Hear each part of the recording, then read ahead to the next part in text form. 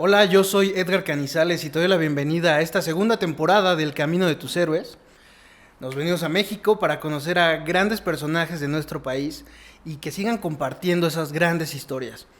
Y el día de hoy tenemos al director de teatro, Diego del Río. Diego, ¿cómo estás? Pues bienvenido. Muchas gracias. Primero que nada, muy contento de que me hayan invitado y de poder pues hacer este viaje a la memoria y con los pasos que tú provocas con este camino del héroe, con seguir este viaje. Así que bueno, pues muy contento y curioso también de por dónde se va a ir la cabeza. Es muy interesante regresar a, como dices, a las memorias, a tu pasado, porque desde ahorita lo vas a ver desde arriba y la gente lo va a ver desde afuera. Exacto. Entonces es un momento muy padre que compartas tu historia, lo vamos a disfrutar muchísimo y espero que todos los que estén viendo el episodio también lo disfruten mucho. Diego, vamos a empezar con Tu Mundo Ordinario. Es el momento en el que el teatro no había sido todavía como una llave a la puerta que te llevó al camino que estás hoy. No existía. ¿Qué edad tenías? ¿Qué te gustaba hacer? ¿Cómo era tu vida en ese momento? Fíjate que de los pasos, este es el que pensé que iba a ser como el más complicado, porque en mi caso el teatro siempre estuvo de alguna manera en mi camino. Okay. Yo nací en una familia en donde mis papás tenían el teatro muy cerquita. Mi papá estudió teatro, pero ya no se dedicaba al teatro cuando nacimos nosotros. Yo soy el más grande de 4 hermanos. Y mi mamá es periodista de primera carrera, pero estudió teatro también con Manolo Fábregas. De hecho, mis papás se conocieron en un set de televisión. Okay. Entonces, el mundo del teatro y de las historias siempre estuvo muy cerquita de mí. Y yo, de mis primeros recuerdos, son jugando con mi hermana, que es 2 años más chica que yo, a hacer teatro. Yo dirigiéndola, los dos actuando todos los personajes, escogiendo qué cuento íbamos a contar, o haciendo pastorelas en Navidad para todos mis tíos, con mi prima también, con mis otros primos. Entonces el mundo del teatro siempre fue... parte de tu vida. Parte de mi vida, de una manera consciente en algún momento ya más grande, pero de manera inconsciente como en el juego desde siempre. Sí. Pero bueno, en ese momento que no existía en mi conciencia la dirección de teatro como una profesión o como un camino, pues ¿qué más hacía? Me la pasaba inventando cosas con mi hermana. Nos la pasábamos inventando, grabábamos, teníamos una grabadorcita y grabábamos como programas de radio, jugábamos al radio, todo el tiempo jugábamos a la ficción de alguna manera en diferentes medios. Okay. Entonces siento que mi camino siempre estuvo marcado por eso, por el juego y la ficción. O sea, lo disfrutabas de algún sentido como niño. Sí. Y fue construyendo todo esto poco a poco. Poco a poco, y se fue de alguna manera volviendo como una actividad más formal conforme fui avanzando en el tiempo. De pronto tuve ya algunos como primeros acercamientos con cosas que ya tenían que ver con una conciencia de, ok, el espectáculo teatral opera de la siguiente manera. Yo como niño, no me acuerdo viendo, por ejemplo, el musical de La Bella y la Bestia en el 97, yo tenía 10 años, y como empezando a ver, esto, hay toda una maquinaria, los efectos, empezando a volver consciente. Todo el proceso que hay detrás, ¿no? Exacto, el proceso. Y luego ya en la adolescencia, cuando yo entré a un grupo de teatro, ya ahí era un grupo amateur, pero ya de alguna manera esa actividad que antes era un juego, se volvió un juego más en serio. Claro. Y cada vez se ha vuelto un juego más en serio a lo largo del tiempo. Pero me gusta mucho esa palabra, es un juego, te diviertes, lo disfrutas mucho, ¿no? Sí. Simplemente va cambiando un poco el contexto en el que se está desarrollando. Exacto. Lo que estás realizando. Exacto. El teatro, para mí, ha sido una aventura. Mi papá estuvo en el club de teatro en la universidad. Entonces, desde pequeño hablaba mucho de eso. Y yo realmente nunca me involucré, nunca me sentí con la confianza de salir y expresar sentimientos. Porque eso es algo que a mí me gusta mucho del teatro. A diferencia de estar frente a una cámara, que puedes hacer cortes, se repite, te quedó bien esto, pero puedes mejorar aquello. En el teatro no. En el teatro tienes que entregarte a un público que está ahí enfrente. Sí. Ese es tu momento. Si no lo haces bien, híjoles, ¿qué va a pasar con toda la obra? Cuando yo estaba pequeño, en mi primaria y secundaria, con una familia que quiero mucho. Saludos a los Bermúdez, un abrazo muy cariñoso a todos. Y en esta familia está Carolina Bermúdez. Ella durante la escuela fue actriz en el teatro de la escuela y hubo una obra de Peter Pan que fue donde yo realmente encontré el sentimiento del teatro. Cuando Caro salía y cantaba y decía y hablaba, yo sentía como la película que yo como niño tenía en mente, que era Peter Pan, cobraba vida, pero con una persona enfrente de mí. Entonces, eso creo que es una parte clave de este arte que es el teatro, ¿no? ¿Y cómo llega a ti ese sentimiento de tomarlo como un sentimiento? O sea, algo ya real, algo que te mueve por dentro. Es que el teatro, como bien dices, es el arte de la presencia. Uh-huh. Tiene que ver con dos personas que se encuentran, ¿no? Es el encuentro vivo entre seres humanos. Además es muy lindo, dice una maestra, Muriel Ricard, dice, es el arte que investiga la humanidad con humanos, mirando la historia de otros humanos.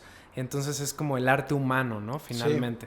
Sí. A mí la conciencia esta de la que te hablo, que fue sucediendo o organizándose a lo largo del pasar de los años, pues me fue llevando a delimitar como lo que significa la experiencia de construir el teatro. Okay. Porque de alguna manera lo que yo hacía era eso, pero sin tener el conocimiento de todas las partes que operan. La parte técnica y teórica, ¿no? De la parte técnica, de la parte teórica. Entonces había una parte más intuitiva que operaba y que sigue operando. O sea, yo para nada la pienso ahorita en mi camino como, bueno, en ese momento no sabía lo que hacía. No, yo creo que había cierta información que no tenía, pero había toda una intuición que sí estaba ahí, estaba desde esos primeros años y que organizaba el juego.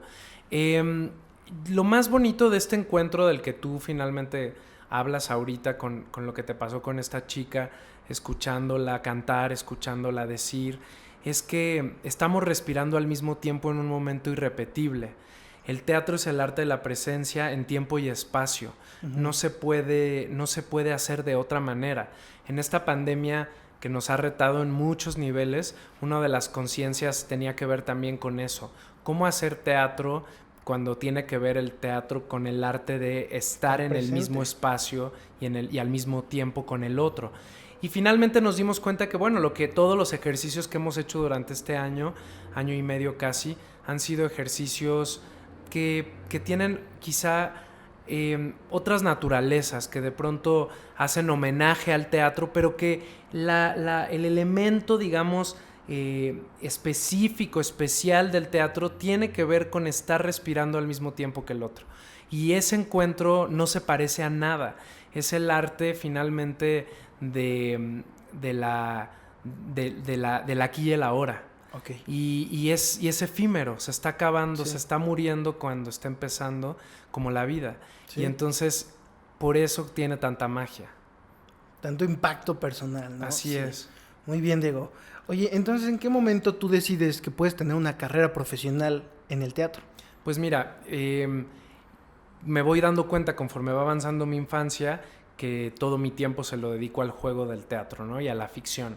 Cuando entro a este grupo amateur tenía yo 14 años y entro como actor. Obviamente la idea del teatro en general, como que la primera idea que a uno le llega, o en mi caso, tiene que ver con estar arriba del escenario, con la parte de la actuación.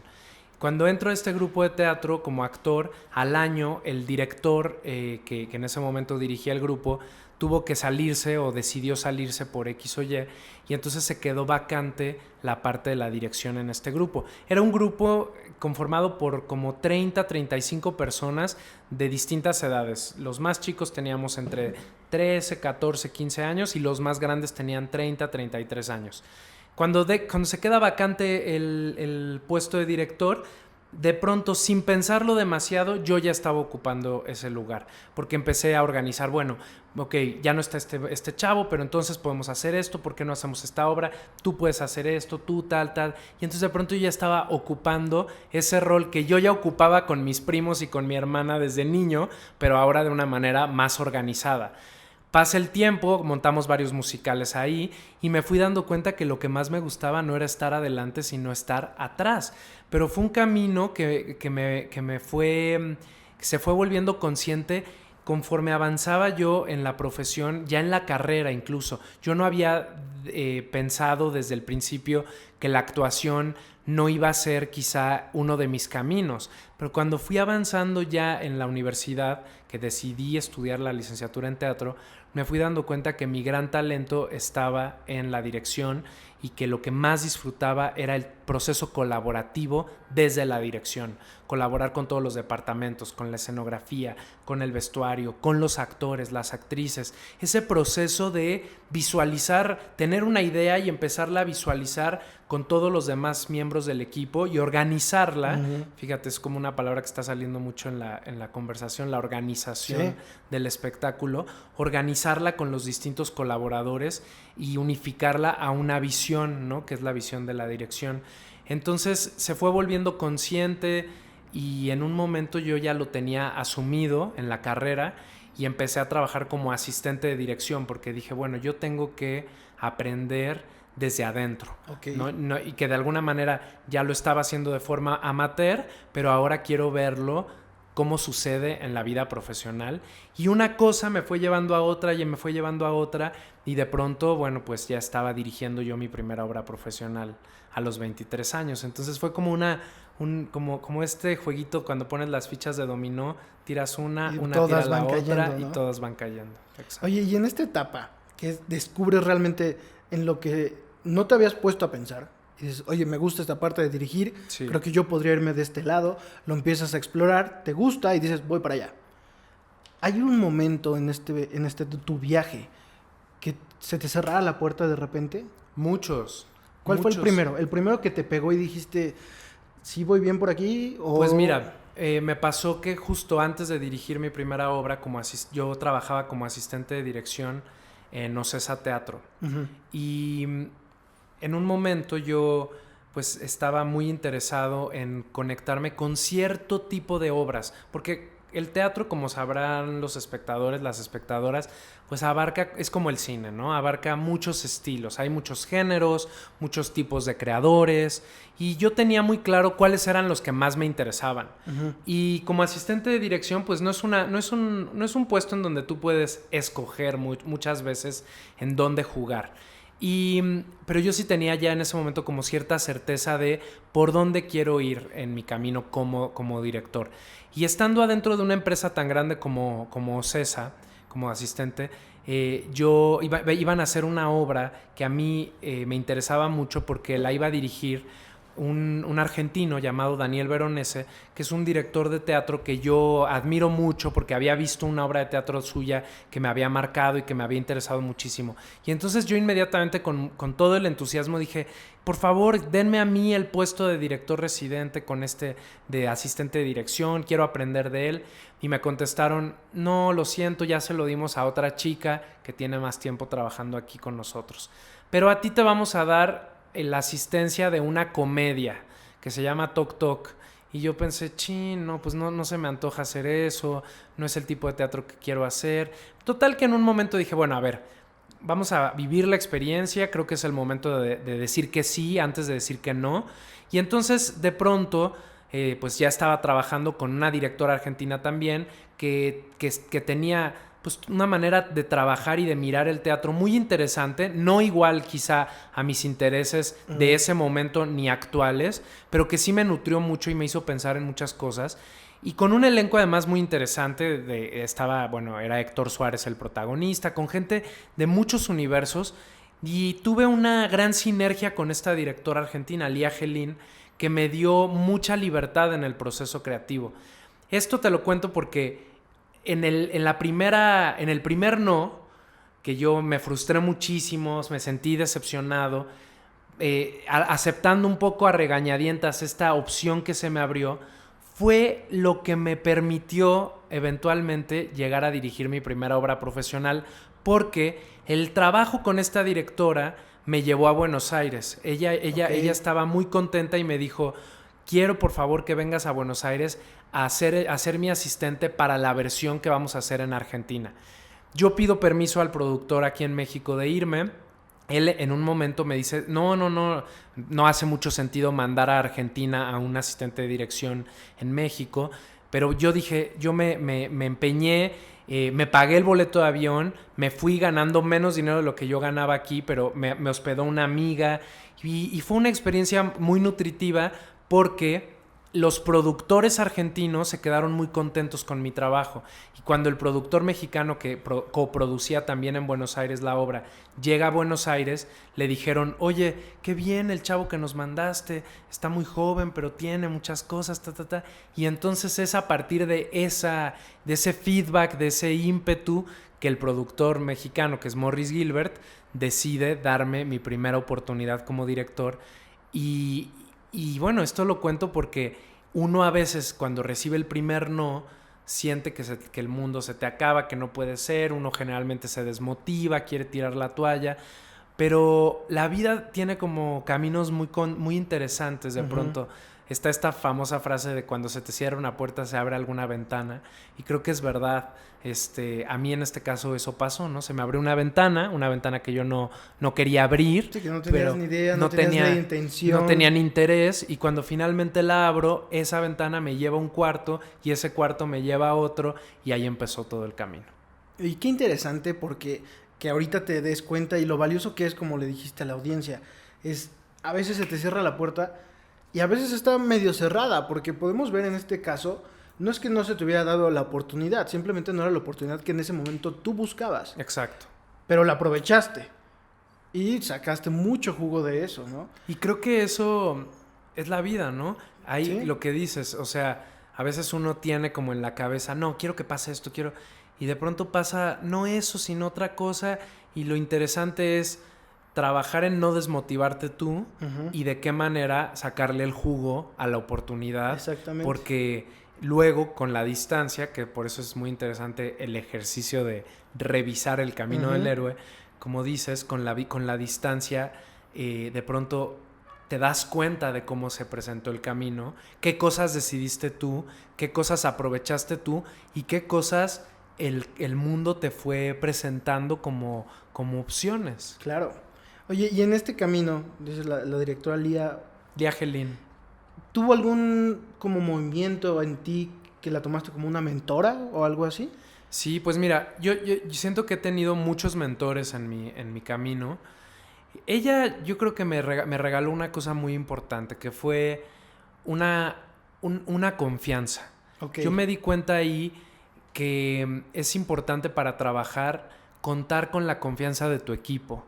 Y ella a mí, como en ese caso yo era su asistente, al entregarme toda esa confianza, al depositar esa confianza en mí, a mí me dio mucha seguridad de plantarme frente a lo que yo ya intuía, sabía con el elenco, por ejemplo, ¿no? Cuando ella, el tema de la asistencia de dirección y de ser director residente para el público significa que viene una directora, un director de otro lado y luego tú te quedas cuidando la dirección. Entonces es muy importante que ahí tú tengas una figura también de respeto y de autoridad con el elenco, porque no eres el director de entrada, claro, ¿no? Pero, y además yo en ese momento pues tenía 22 años, entonces tenía yo creo que menos, 21 años. Okay. Entonces también había que, pues que fortalecer esta autoestima de poder llegar con el otro para trabajar desde una horizontalidad, cada uno tomando nuestros roles. Y Lía yo creo que a mí me regaló con esa fe que tuvo en mí, pues esa seguridad. Y luego he tenido otros mentores que me han dado muchas cosas a lo largo de mi camino. Bueno, sin duda mis papás fueron los primeros porque ellos siempre me han apoyado en todo lo que, a mí y a mis hermanos, en todo lo que hemos querido. Siempre ha habido como una gran, un sí antes que un no. Oye, pues pruébalo. Oye, ¿te interesa? A ver, pues búscalo. A lo mejor muchas veces sin la posibilidad de decir, bueno, no te preocupes, yo te mando a Nueva York, porque bueno, a lo mejor no era nuestra realidad económica, pero siempre con él, oye, pues este no es el camino que tú tienes, pero ¿por qué no le buscas por acá? ¿Por qué no ves por allá? Abriéndote un poco el panorama, abriéndome el panorama. Sí. Entonces ellos han sido los primeros, ¿no? Que me han regalado eso. Después, Cuando trabajé en mi primera obra de teatro, Diana Bracho, que era la actriz protagonista de la obra, me regaló con su ejemplo una serie de cosas que para mí se han vuelto claves en mi trabajo a partir de esa obra, ¿no? Que ya van a ser 10 años de haber dirigido mi primera obra. ¿Y a qué me refiero? Yo veía en su manera de estar con el equipo una ética, un amor, un respeto a cada uno de los integrantes del equipo, a cada uno de los compañeros. Ser la primera en llegar, la última en irse. Tener el sí antes que el no también, como antes de empezar a juzgar, de pronto decir, bueno, lo probamos. Okay. Y eso siempre creo que ha sido muy interesante. Y así como ella, otro mentor, por ejemplo, que conocí antes de yo dirigir mi primera obra, fue un director, Claudio Valdés Curi, con el que yo tuve la posibilidad de ser su asistente en un proyecto. Y yo me di cuenta que él tiene un gran talento para organizar todos sus talentos, digamos, o sea, sus posibilidades. Es decir, ¿qué tengo? Bueno, tengo esta actriz, tengo esta posibilidad, organiza su tiempo y gracias a esa organización casi meticulosa, se le van abriendo las puertas o él va tocando puertas y se le van dando finalmente como los caminos. Él tiene una compañía teatral importantísima en México que se llama Teatro de Ciertos Habitantes, que en ese momento que yo trabajé con ellos era la compañía de teatro mexicana que más presencia internacional tenía, que más viajaba. Yo viajé con ellos a Chicago, a Los Ángeles, a Carolina del Norte, a San Francisco, a un montón de ciudades. A mí me tocó en Estados Unidos, pero ellos han viajado a todos los continentes en donde hay una actividad teatral fuerte, a las ciudades principales, a los festivales, y tenía que ver con esta cabeza, que en este caso es Claudio, y de ver que yo pude observar cómo Claudio organizaba hasta su sueño. Bueno, teníamos jornadas de trabajo súper intensas y de pronto él decía, bueno, me voy a 10 minutos, una pequeña siesta, la tomaba, luego todo con cronómetro, de una manera muy metódica. Y no es que yo no te podría decir que yo soy así, que cada cosa, cada detalle, pero sí me di cuenta viéndolo trabajar, viéndolo organizar, que ese es un camino que de alguna manera te permite gestar los medios, ¿no? Ver otras posibilidades, aprovechar el tiempo. Claro. En ese momento no existía tanto las redes sociales como ahora. Los celulares, digamos que no tenían el impacto de hoy, ¿no? Sí, no había Instagram, sí había Facebook, pero no era como que lo traías en tu teléfono, sí. No era más. Entonces ahora yo creo que ese ejemplo de haber visto a Claudio trabajar de esa manera, a mí ahora cada que lo recuerdo y ahorita que te lo cuento, me viene un recordatorio de es importante cuidar nuestro tiempo. ¿Qué hacemos con el tiempo que tenemos? Con el ocio que tenemos. Sí. Y pues él fue un mentor importante. Y eso me gusta mucho porque actualmente, como mencionas, ya vivimos en una época en la que todo el tiempo estás buscando el teléfono para ver a veces nada. Sí. Nada más para levantarlo y ya. Y lo importante que es, como dices, cuidar el tiempo, porque ese tiempo lo puedes aprovechar para 1000 cosas que te pueden beneficiar en un futuro. Así es. Muy bien. Entonces, vamos a continuar con la parte de las pruebas y aliados. Sí. Son las anécdotas. Entonces, me gustaría que nos platicaras cómo fue tu experiencia en tu primera obra como director y de ahí vas partiendo con las que te gustaría compartir, ¿va? Pues mira, me encanta la palabra aliados porque creo que el teatro se hace justo de puros, de encontrarte con tus aliados. Sí. Esta anécdota que te voy a contar combina justo una prueba y a los aliados. Perfecto. Cuando el productor Morris Gilbert, que me da mi primera gran oportunidad, me propone hacer la obra, él me dice, ¿sabes qué? Quiero que hagamos esta obra, a ver, léela. La leo, me encanta la obra, era una obra llamada Espejos, le pusimos en español, en inglés se llama Circle Mirror Transformation, de una autora norteamericana llamada Annie Baker, que es una obra muy bonita porque ese es el nombre Circle Mirror Transformation es el nombre de un ejercicio de actuación. Y esta obra narra la experiencia de un grupo de 5 personas que forman parte de un taller amateur de teatro.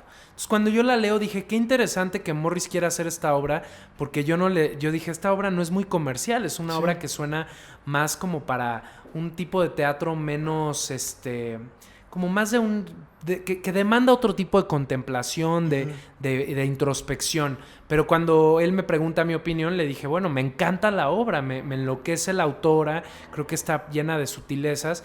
Y entonces me dice, mira, se me ocurren tales actores. Y cuando me dice los nombres de los actores, no eran actores justo con los que yo tenía ninguna gana de trabajar. Porque sin juzgarlos de ninguna manera, eran actores que a lo mejor por el tipo de carreras o por el tipo de actoralidades que han tenido, sus búsquedas, según lo que yo intuía y lo que he confirmado a lo largo del tiempo, pues iban más por otro estilo de actuación, por otro estilo de teatro. Y entonces yo estaba buscando, y más en mi primera obra, pues algo que estuviera más cercano a lo que a mí me interesaba con la colaboración. Actores creadores, actores, actrices dispuestos a entrar en un rigor, en el rigor del trabajo, en el rigor del equipo. Esta era una obra de ensamble. Y entonces yo le dije, oye, fíjate que cuando yo la leí pensé en Diana Bracho. Y él, me acuerdo que hizo una cara como de, ay, no es mala idea, porque él había trabajado muchos años antes con ella. Y entonces en ese momento toma su teléfono, busca el número de Diana, le llama y le dice, oye Diana, pues estoy aquí con un director muy joven, le quiero dar su primera oportunidad, es una obra muy padre y pues estamos pensando en ti para esto, ¿cómo ves? Y lo primero que recibimos de Diana fue no, Morris, mira, yo ahorita, mi marido se acaba de morir, yo ahorita no quiero hacer teatro. Y yo me acuerdo que estábamos sentados así como tú y yo, él ahí, yo acá, y yo le dije, dile que un café, que me invite un café, que me acepte un café para platicar. Oye, pero bueno, lo entiendo, Diana, lo siento muchísimo, pero ¿por qué no te reúnes con el director? Bueno, que venga a mi casa el sábado a las 5 de la tarde.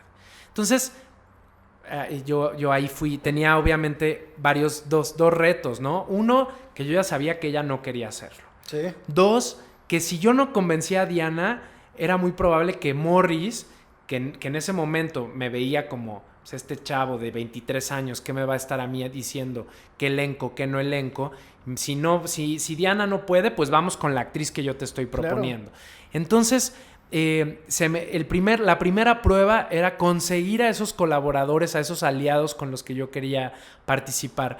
Y entonces llegué con Diana, fue un encuentro precioso porque estuvimos platicando hasta como las 11 de la noche, hablando de teatro, hablando de la vida, nos conectamos muy padre. Y pasó una semana, le llamé, finalmente le dije, Diana, ¿qué pasó? ¿Pudiste leer la obra? Me dijo, mira, leí la obra, me dijo, la obra me gusta, pero lo que más me gusta es la idea de trabajar contigo, así que quiero hacerlo. Y entonces fue padrísimo porque ella se volvió mi gran aliada para convocar un elenco que tú buscabas, que yo buscaba, y que ella, que tiene una trayectoria impecable, que es una mujer que cuida mucho con qué trabaja, pues de alguna manera decía, no, bueno, este actor... No, Morris, este actor no. ¿Por qué no llamamos a tal? Y terminamos teniendo un elencazo que estuvo integrado por estos aliados. Estaba Diana Bracho, Ludvika Paleta, Hernán Mendoza, Nailia Norvind y Juan Carlos Barreto. 5 actores y actrices que para mí tienen un lugar muy especial en mi corazón, porque los 5 confiaron en mí por primera vez. Claro. Los 5 me regalaron ese voto de confianza en el proceso, durante las funciones. Y yo me acuerdo que un día antes de empezar los ensayos pensé, mañana empezamos los ensayos. Hernán Mendoza es hijo de Héctor Mendoza, el gran director de teatro mexicano. Ludvika Paleta, Nailia tienen esta carrera, Barreto, Diana Bracho, ¿cómo los voy a dirigir yo? Tengo 23 años. Respiré, me acuerdo que me calmé, pensé, a ver, ellos ya están confiando en ti, confía tú en ti. Y confía en que lo que les vas a dar no tengo que impresionar a nadie, vengo a compartir lo que yo traigo y a recibir lo que ellos me van a dar. Y para mí, pues esa fue la primera gran prueba y el primer gran encuentro de aliados que ha marcado el resto de estos casi 10 años, que se cumplen en enero. El año pasado yo estaba muy confundido, creí que se habían cumplido el año pasado, pero no, se cumplen este enero próximo, se cumplen 10 años de haber estrenado el 31 de enero Espejos, con este elenco, con este productor, y a partir de ahí ha venido un camino de más de 30 obras, con muchos otros aliados y aliadas que me han llenado de aprendizajes. Oye, padrísimo. Me encantó esa parte que decías de ten confianza en ti. Ellos ya te tienen la confianza. Ahora es momento de que tú, como tu persona, digas, yo puedo. Sí. Yo puedo, y que lo hagas y que te salga bien, ¿no? Así es. Entonces, en estas me gustaría también que nos platicaras alguna experiencia, pues, no mala, pero que te haya costado. Pues mira, tuve una experiencia hace como unos 3 años en donde yo estaba ensayando una obra que había esperado 7 años para poder hacer. Había estado buscando, porque bueno, esto es bien interesante. La gente, y por si hay algún director próximo o directora, muchas veces cuando vemos las carreras de estas personas que a lo mejor ya nos llevan ciertos años, decimos, no, seguro todo se le dio muy fácil.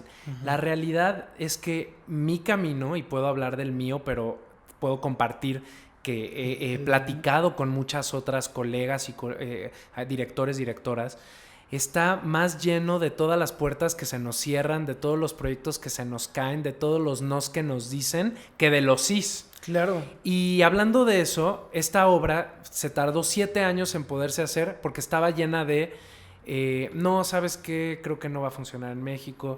Ya estábamos a punto de empezar, pero de pronto un productor se bajó, entonces se quedó en stand-by, luego los derechos, luego que no había manera de hacerla. Finalmente se la propongo yo a unos productores con los que yo acababa de trabajar. Había hecho Renta el musical con Daniel Delgado, Carlos Vidaurri, y entonces Daniel y Carlos se emocionan y dicen, ay, hagámosla, ok, padrísimo. Empezamos el proceso de ensayos de la obra y en un momento yo tuve que tomar una decisión, ya con la obra completamente montada, de despedir a una de las figuras principales de la obra, porque empezaron a haber ciertas cosas que destaparon, digamos, que no estábamos en la misma sintonía, que no estábamos buscando la colaboración desde el mismo lugar, que habían ciertos como chismes, cosas atrás, ciertas actitudes poco éticas de pronto con otros actores, otras actrices. Y para mí fue un reto fuerte, porque con la obra montada, tener que tomar una decisión tan dura, sí, enfrentar eso, el duelo de perder a alguien que además yo admiro mucho como artista, y en ese momento admiraba muchísimo y quería también como ser humano también, porque éramos amigos, pero fue una decisión que de alguna manera llegó en un momento en donde yo pensé, ¿para qué hago teatro? ¿Por qué hago teatro? Y me di cuenta que yo hago teatro por el placer de la colaboración, por el placer de contar historias y de hacer equipo. El teatro es tan difícil, está tan lleno de estos nos de los que hablo, sí, que si además lo haces en un ambiente en donde no hay una verdadera armonía, equipo, no vale la pena, por lo menos desde donde yo lo concibo. Me acuerdo que pensé, a ver, yo no tengo hijos que mantener ahorita, no tengo un contrato que si entonces yo no la hago con esta persona, entonces me van a demandar. Y tengo además el apoyo de los productores, que los productores me dijeron, toma tú la decisión, lo que tú decidas nosotros te apoyamos. El resto del elenco lo mismo, se me acercó y me dijeron, a ver, estamos con la decisión que tú tomes. Y fue una decisión dolorosa, pero importante. Fue una decisión que me ha marcado también, sí, que me ha marcado sobre cómo quiero hacer las cosas, con quién quiero trabajar. esa fue una muy, muy importante. En otro momento, por ejemplo, hubo un proyecto también que llevábamos muchos años trabajando, como 1 año y medio, y que en ese momento los productores que tenían los derechos de la obra, pues empezaron no tenían palabra. Y me acuerdo que empezaron a hacer cositas como que de pronto dijimos que sí a esto, pero a la mera hora ya no, y ni modo, se aguantan. Y dijimos que sí a esto, pero no. Y cuando al final pasó algo muy fuerte, que con el elenco escogido, con un actor que ya habíamos escogido para ser el suplente ni siquiera el titular, el suplente. Yo ya había hablado con ese actor, ya había hecho una cantidad de castings, había hablado con él porque me habían dicho los productores, ok, vamos con él, padrísimo. Y en un momento me acuerdo que recibí una llamada y en esa llamada recibí no vamos a ir con él, vamos a ir con otro. Y yo dije, yo no puedo trabajar con estas personas que no tienen palabra y que se está comprometiendo mi palabra. Claro. Y ahí me acuerdo que hablé con el escenógrafo, hablé con la asistente de dirección, que éramos como el equipo que veníamos ese 1 año y medio trabajando, y los tres llegamos a la decisión que había que bajarse de ese barco. Y fue una obra bien que después me reencontró. 5 años después, finalmente ellos no pudieron levantar la obra, no la lograron levantar con otro director, con otra directora. Pasó el tiempo y 5 años después la obra regresó a mí, la estrenamos. Con esa obra me gané un premio yo de dirección, sí. Me gané un premio en los premios Metro. Se ganó el elenco muchos premios, Susana Zabaleta como actriz protagonista, Jerry Velázquez, María Penella, estuvimos nominados en todas las categorías. Entonces, a veces te pasa algo que tú sientes que es el fin del mundo, que dices no puede ser, y ahora qué voy a hacer, ahora con qué voy a pagar la renta, ahora era mi obra soñada. Las cosas llegan cuando tienen que llegar, en el momento hay que saber esperar, y eso cuesta. Sí. Pero vale la pena. Y aquí otra vez repetimos esa parte. Llegó un momento en que tuviste que confiar en ti, en tu equipo, en tomar la decisión. Esto no va ahorita. Sí. Nosotros no salimos, seguiste y ve la recompensa. Qué padre, ¿no? Así es. Muy bien. Oye, y en cuanto al trabajo que haces como director, ¿qué otra cosa realizas en estas obras? En el sentido como de planear y organizar el proyecto. Por ejemplo, no sé si hagas también los castings. Sí. ¿Y cómo es la experiencia de hacer un casting para ti? Es una experiencia muy linda porque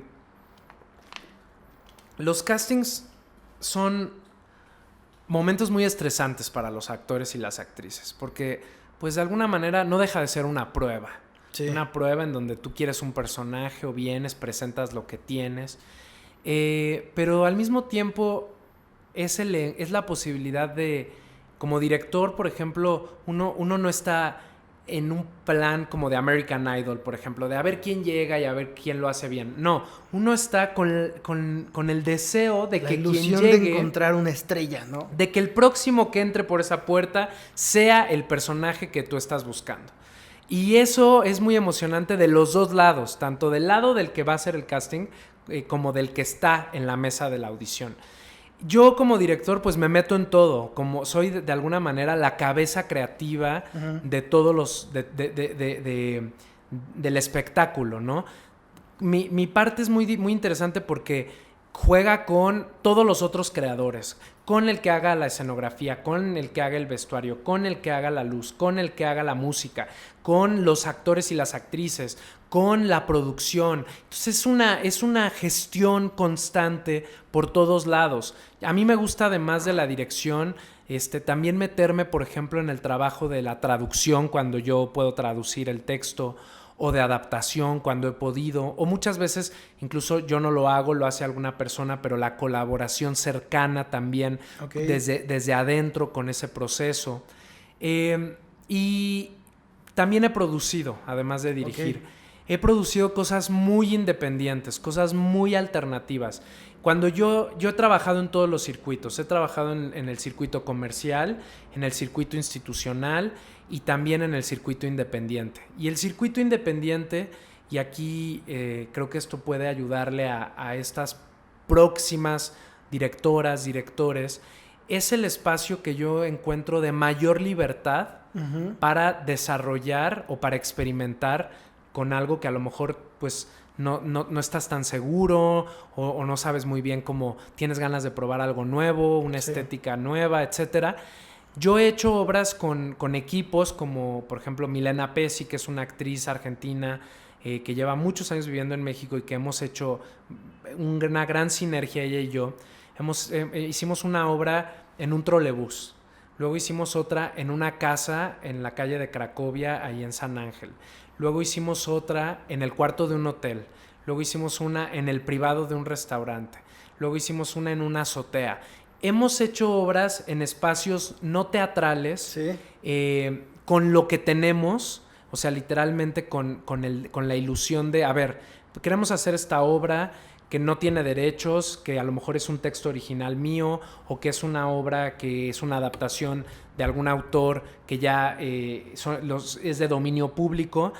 Autores que son de dominio público es que ya tienen muchos años de muertos, como Shakespeare, por ejemplo. Cualquiera puede tomar a Shakespeare y hacerlo. No hay derechos que pagar, exacto.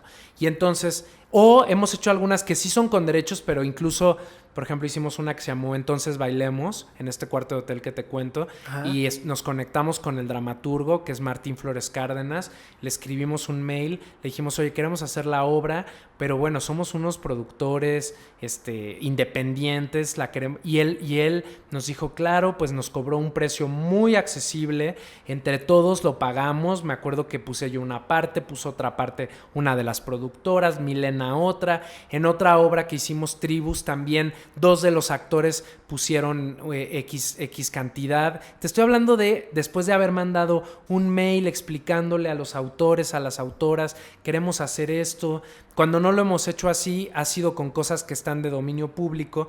Encontramos espacios no teatrales, entre todos ponemos el vestuario y lo hacemos en cooperativa. Esto significa que son puntajes, ¿no? O sea, decimos, a ver, tú como director tienes un punto, tú como productora tienes un punto, pero aparte eres actriz, entonces tienes un punto de productora, una de actriz. Tú solo eres actor, tienes solo un punto. Tú eres actriz, pero también hiciste la traducción, entonces tienes 1.5 puntos. Y al final, si entran 10 pesos y tenemos 10 puntos, los dividimos y entonces a cada quien le toca su punto, ¿no? Que en este caso sería 1 peso. Y nos ha ido muy bien con esas obras porque ha sido la posibilidad de no esperarte a que te pasen las cosas. Claro, es salir y hacerlo tú. Exacto. Y a veces en ese camino, de pronto, alguien llega y te dice, oye, bueno, me ha pasado a mí, oye, Diego, tengo una obra, me gustaría que la leas, la queremos estrenar en tal momento, en tal teatro. La leo de pronto y digo, me apasiona, la quiero hacer, pero no me agarró en la amargura, en mi casa, diciendo, no, es que cómo voy a hacerle y yo, sino que estás en la generación, estás activo. Estás activo y te siguen llegando cosas, pero tú no te esperas, tú buscas la oportunidad, no esperas a que llegue y tú sentado, ¿no? Exactamente. Oye, ahorita mencionaste esta parte de tener esa oportunidad de experimentar, ¿no? O sea, buscar espacios nuevos, como dices, un hotel, un cuarto de hotel, un privado de un restaurante. ¿Cuál es tu proceso para estas obras independientes? Decidir, esto lo vamos a hacer así. Viene de varios lugares. Por un lado viene de una parte creativa, ¿no? De decir, estaría bueno que fuera en un espacio así, ¿no? Como en un cuarto de hotel, porque Pero después también, y a la misma par, viene desde un lado de ¿qué está a mi alcance? Bueno, cuando hicimos la obra en el privado de un restaurante, ¿por qué la hicimos ahí? Porque Milena es esposa de un chef y juntos tienen un restaurante. Y entonces, ¿dónde la podemos hacer? Pues está el privado.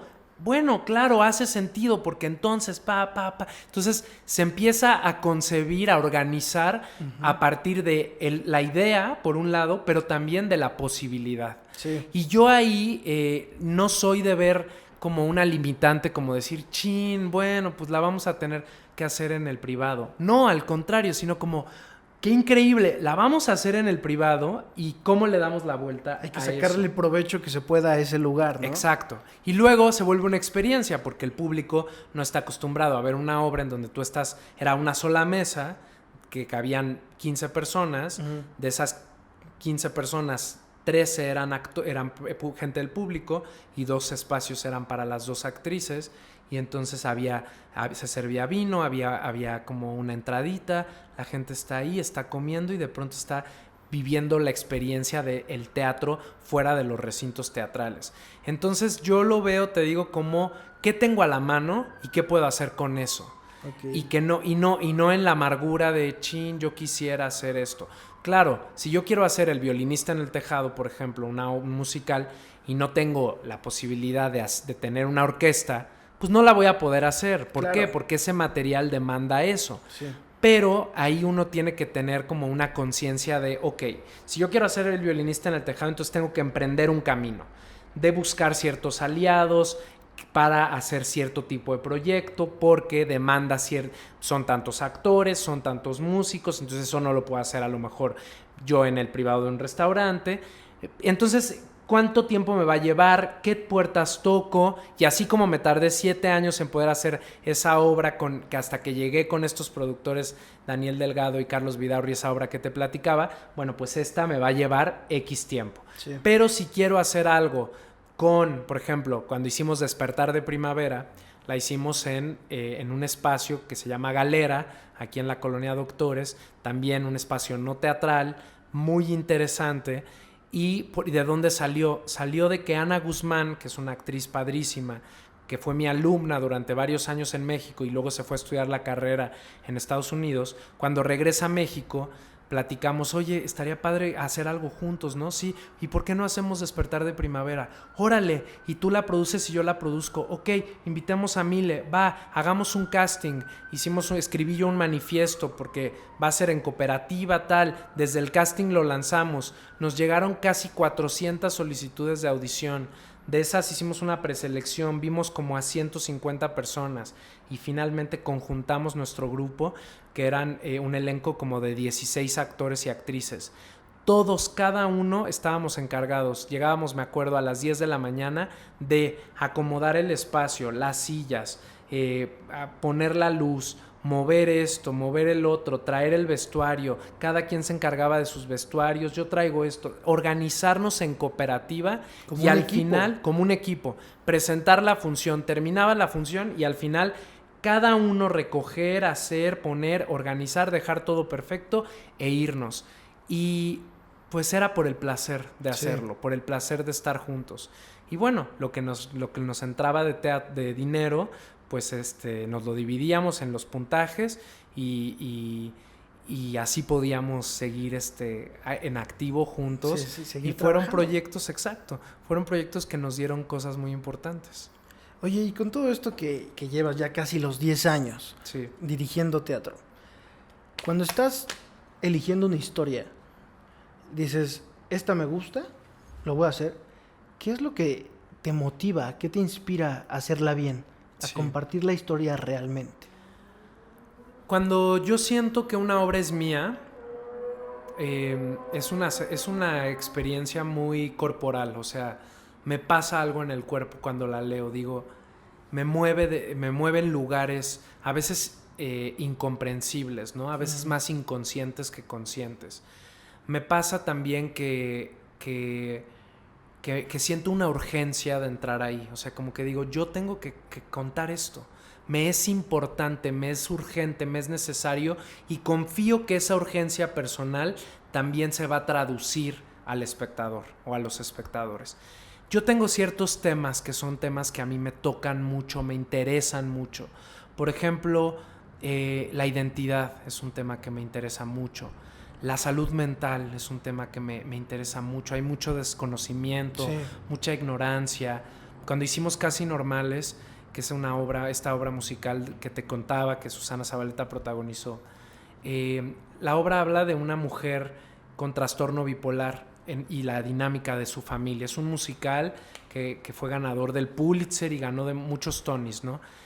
Y un año después de hacer Casi Normales, en el lobby de un teatro se me acercó un chico y me dijo, oye, mucho gusto, te quiero felicitar por Casi Normales. Y yo, oye, muchas gracias, qué buena onda. Me dijo, quiero además compartirte que cuando yo fui a ver la obra, yo había decidido quitarme la vida. y viendo la obra decidí seguir viviendo. Algo me pasó viendo eso que decidí que quería seguir viviendo. Y luego me pasó también con esa misma obra que otra persona me compartió una experiencia que tuvo, que por primera vez llevó a su mamá a ver la obra y que por primera vez en toda su vida de 20 y tantos años, en el intermedio, algo les tocó la obra que por primera vez en todo su recuerdo, su mamá volteó y le dijo un te quiero. Nunca lo había hecho. El teatro logra esas cosas, el cine también, los libros lo hacen. Lo que pasa es que los artistas que nos dedicamos a eso muchas veces no nos enteramos de estas historias. Sí. Y cuando aquí yo tuve la posibilidad, la fortuna de que estas personas generosamente se acercaran a compartírmelo. Pero de alguna manera para mí han sido confirmaciones cuando he recibido estos regalos de que los temas que son importantes para uno y cuando uno sigue esa intuición son un servicio para la humanidad.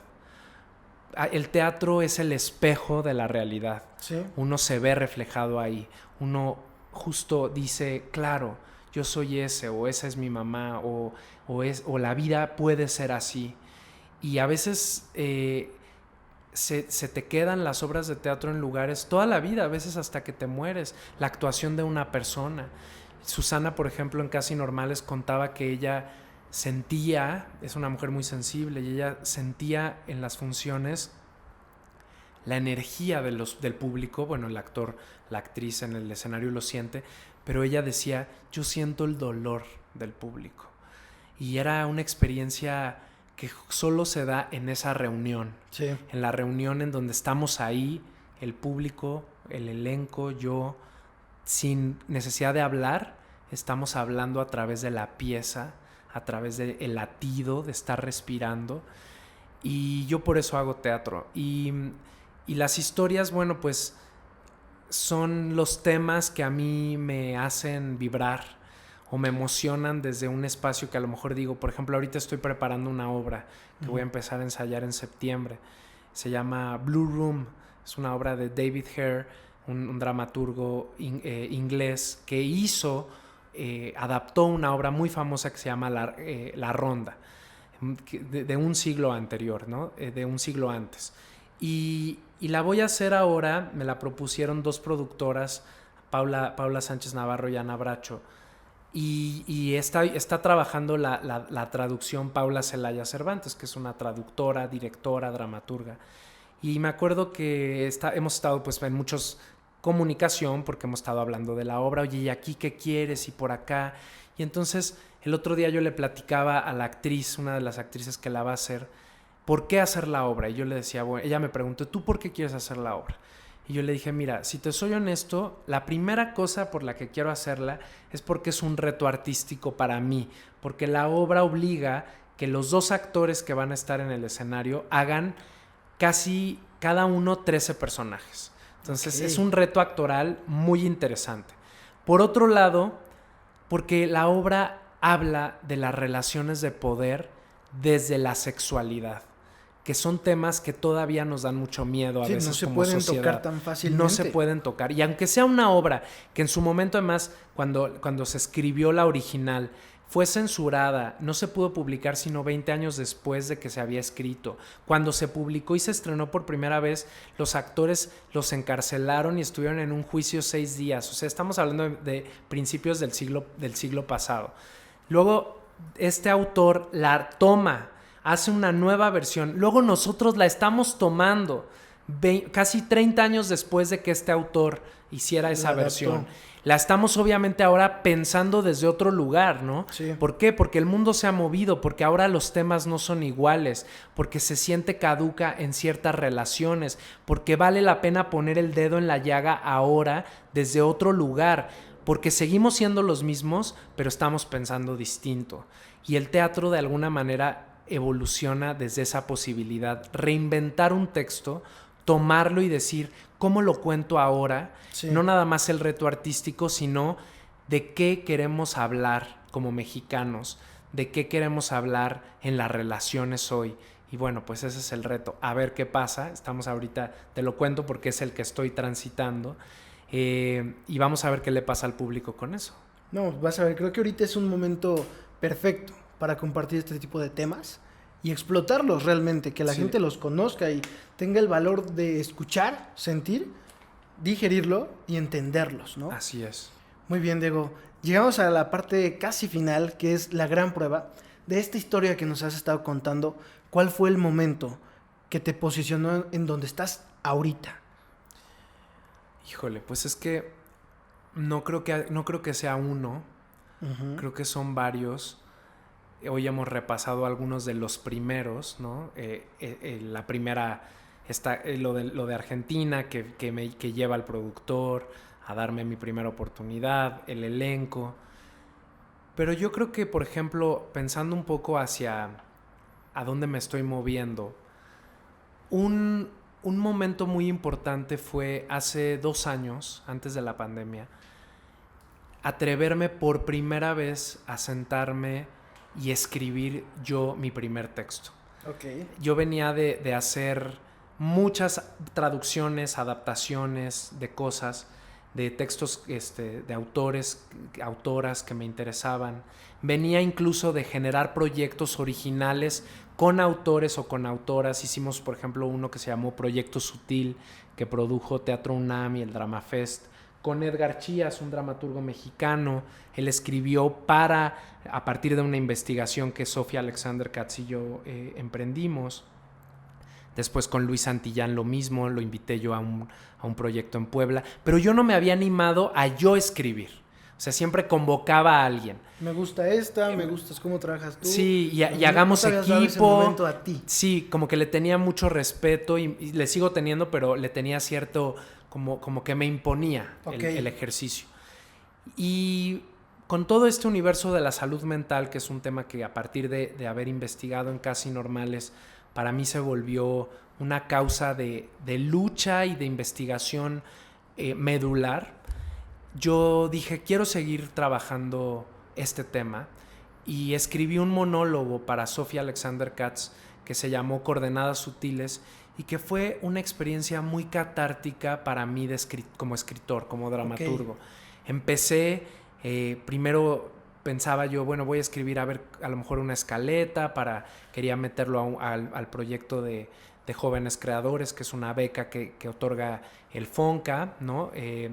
Y de pronto me encontré muy cómodo fluyendo con la historia de este personaje, fluyendo con memorias mías, fluyendo con memorias que luego he vuelto incluso conscientes, memorias inconscientes. Y cuando yo le presento a Sofi este monólogo, ella lo lee y me dice, pues esto me encanta y hagámoslo, pero qué miedo, pero cómo, pero... Y entonces llega la pandemia y fue un proyecto muy importante porque lo filmamos a 6 cámaras en el Teatro de la Ciudad. Y es ahorita... Fue mi primer texto, ahorita llevo 2. El segundo fue Memoria, un texto que coescribí con Paula Celaya, esta dramaturga que te platicaba, para la Compañía Nacional de Teatro, en un proceso que se estrenó antes que Coordenadas Sutiles, pero que vino en realidad después la escritura. Y que de alguna manera este camino, este punto de atreverme, sentarme y hacerlo, después recibir el sí de Sofi, recibir su confío en ti, le entro, después el sí de un productor para filmarlo, para hacer las funciones. Con ese monólogo se estrenó el Festival de Monólogos del Foro Shakespeare y de la Teatrería en Teatrix a principios de este año, y con este monólogo estoy empezando a emprender un camino más internacional, que esta filmación pueda vivir en otros festivales del mundo. Yo tengo el sueño de que Sofi y yo, y ojalá más adelante que nos encontremos te diga, sí se cumplió el sueño de Sofi y yo, irnos de gira con este monólogo a los distintos festivales de Iberoamérica. Y además, esa decisión, sin yo saberlo, me llevó a tener mi primera experiencia tras la cámara, filmando. Y eso me ha dado también como una primera probada a algo que viene el próximo año, que es la filmación de mi primera película, que empiezo a filmar en febrero del próximo año. Y como te decía al principio, cada pieza tira a la que sigue. Sí. Y de alguna manera, si yo no me hubiera atrevido a sentarme en ese café, me acuerdo que me senté a empezar con una página en blanco, a empezar a soltar aquello que se convirtió en Coordenadas Sutiles, pues no hubiera quizá respondido en este momento esta pregunta con ese momento definitivo que creo que es un parteaguas para mí personalmente y para cómo viene ahora mi vida como director, como dramaturgo en el futuro. Increíble, ¿eh? Me emocionó mucho este camino que nos compartiste. Tienes momentos padrísimos, tienes historias muy lindas que vienen del teatro. Sí. Y lamentablemente vivimos en una sociedad que el teatro no lo ve como lo que es, ¿no? Yo invito personalmente, y también de parte de Diego, obviamente, consuman teatro. Es algo padrísimo y vamos a estar esperando tus nuevos proyectos, Diego. Muy emocionado por esta película que vas a tener, también la vamos a estar esperando y tal vez en un momento podamos tener una entrevista de esto. Claro. Con el camino de tu lado del cine, ¿no? Sí. Estaría excelente. Y Diego, con eso llegamos al final. No, pues ¿Qué te pareció? placer. Me encantó poder estructurar el viaje justamente con el camino del héroe, poder pensar en esos momentos en donde las puertas se cerraron, en donde parece que no hay salida y que luego con la distancia dices, no solamente sí hubo salida, sino que hubo una mejor salida que la que yo en su momento había pensado. Y pues eso me gustaría también compartirlo con ustedes, la gente que vaya a escuchar esto, que hay que seguir insistiendo y con lo que uno tiene encontrar la salida, porque el camino sí lo hace uno y tiene que ver también con tener afinado el oído a decir, ok, no es por acá o sí es por acá, y atreverse, porque el no ya lo tienes. Exactamente. Y finalmente, si uno se paraliza esperando el momento perfecto, pues a lo mejor ese momento perfecto era ahora, ¿sí? Y tú ya no diste el paso. Entonces hay que caminar, hay que avanzar, hay que pensar, hay que confiar y hay que hacer equipo, porque además con el otro, haciendo equipo, haciendo comunidad, sí se llega más lejos y sí además puedes hacer un cambio mucho más significativo. El teatro no se puede hacer solo. Claro. Por eso a mí me gusta hacerlo, porque se necesita, por lo menos, si tú haces tu monólogo, te diriges, te produces, necesitas mínimo que alguien confíe en ti como espectador. Sí. Porque no es teatro si tú estás solo ahí en tu casa y te echas tu monólogo. Pero además el teatro como yo lo hago, que generalmente tiene que ver con más personas, yo con dirigir a otro actor o a otra actriz, con hacer equipo con productores, con otros creadores, es un trabajo de equipo y eso es lo más lindo. Perfecto. Muchas gracias, Diego. Tus redes sociales para que puedan visitar y ver tu contenido también. Pues me pueden encontrar tengo Instagram, tengo Facebook. En Facebook estoy como Diego del Río. En Twitter estoy como Diego del Río G. Y en Instagram también, Diego del Río G. Perfecto, ahí las vamos a poner todas en la pantalla. Y a la gente que vio el episodio, espero lo hayan disfrutado como nosotros. Muchas gracias por verlo y armen su camino. Nos vemos. Bye.